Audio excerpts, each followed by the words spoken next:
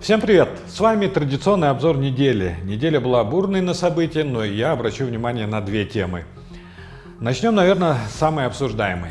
Садыбакас Доолов сказал, что мясо растет в цене, потому что, дословно, дешевеет мясо женщин. Аялдардын еті арзандады. Аялдардын еті арзандаған себептүү базардағы қойдың еті қымбаттады. Да, он имеет право на мнение, призывает быть целомудренными, могут сказать некоторые, и они это говорят, тура айты, пишут некоторые в комментариях, но есть одно но. Такое обесчеловечивание женщин может привести к тяжелым последствиям. Например, история про радио «Тысячи холмов». В Руанде журналисты назвали племя Тутси тараканами, призывали уничтожать тараканов. В результате сотни тысяч людей были убиты, а журналисты получили крупные сроки и их признали одними из виновников геноцида. Больше всего погибших оказалось в тех регионах, где вещало пропагандистское радио «Тысячи холмов». Некоторые радиостанции до сих пор открытым текстом, как и тогда, призывают: они тараканы, выслеживайте их, выжигайте, травите, сотрите их с лица земли. Что еще важно, Доолов – духовный наставник. На нем большая ответственность. И его слова для его сторонников важны. Надо ему понимать, что среди его сторонников и последователей есть те, кто правильно поймут его слова, и те, кто могут воспринять его слова как призыв к действию. На этой неделе, помимо слов имама, обсуждаемым стало дело об регулярном и групповом изнасиловании 13-летней девочки. Среди подозреваемых двое милиционеров. По материалам дела им вменяется при помощи угроз регулярное изнасилование, что вызвало негодование в социальных сетях. И это не единичный случай, но власти решили замалчивать. Мое личное мнение, нужен диалог между разными слоями общества, надо менять сознание людей.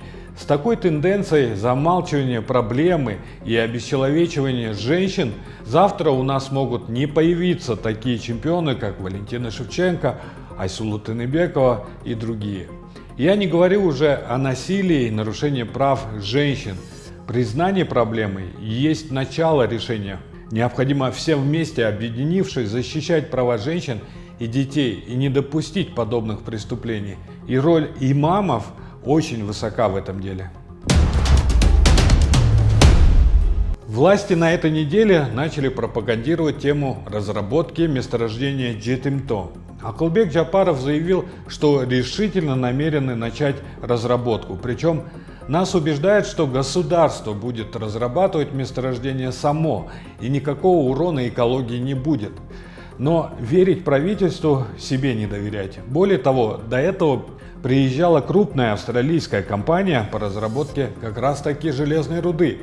Австралийская компания Fortescue подписала меморандум с Кыргызстаном по экологическому водороду, но источники сообщают, что был и проект меморандума по месторождению Жетимто.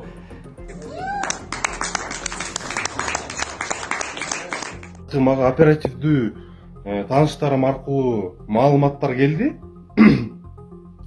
Сени дагы бийлик эптеп бир зат жепке таап, күрчөккө илип камаш керек деген маалыматтар болгонун мага айтып жатышат. Это противник разработки месторождения Жетимто, и его слова об угрозах со стороны правоохранительных органов надо воспринимать всерьез. Для создания общественного мнения власти готовы бороться с инакомыслием любыми, в том числе незаконными методами, что они показали и по вопросу казино. Один противник получил должность, а второй, Адилет Балтабай, сейчас под арестом. Как говорится, получил уголовное дело. А теперь вот идет продавливание разработки месторождения Жетимто.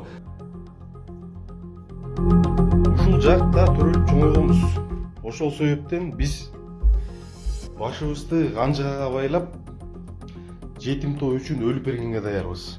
Ну и я уверен, что такое пренебрежение общественным мнением, сокрытие информации от населения, замалчивание, преследование инакомыслящих ничего хорошего этой власти не принесет. На этом все. Пишите в комментариях, насколько интересен вам такой формат обсуждения текущих событий в Кыргызстане. И если вам хочется видеть больше расследований, больше информации о подковерных играх властей, то мы просим вас поддержать нас в Патреоне. Эта поддержка будет потрачена на увеличение количества расследований и появление новых форматов информирования нашей аудитории. Спасибо за внимание. До новых встреч. Дорогие зрители, хотите еще больше расследований? Хотите помочь нам в борьбе с коррупцией? Тогда поддержите нас в Патреоне. Подробнее по ссылке в описании.